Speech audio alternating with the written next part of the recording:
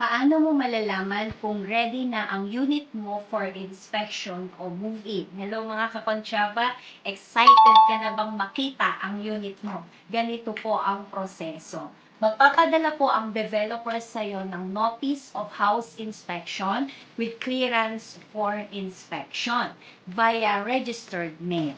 Nakasulat po dito kung kailan pwede i-inspect o i-occupy ang inyong unit. Bukod po dyan, maaari po kayong tawagan. Tatawagan po kayo ng contact center staff o yung customer relations po nila para iset ang schedule ng inyong unit inspection. Pero tandaan, may 60-day deadline po ang developer. Simula nung natanggap po ninyo yung NHI with CFI para ma-inspect ang inyong unit. Kapag hindi mo ito nagawa automatically, then accepted po ang inyong unit. Sa ibang developer, 30 days po yan.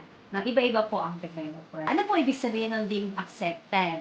Kung hindi mo po na-inspect ang unit within the allowed period, tinuturing na po ito na tinanggap nyo na po yung unit kahit may hindi ka pa nakikita o na-check. Ibig sabihin, waive na ang karapatan mo na humili ng repair.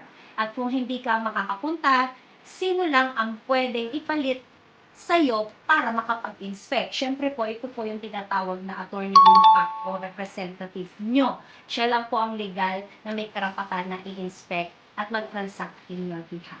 Kaya mga kakonsyaba, bantayan po ang inyong notice.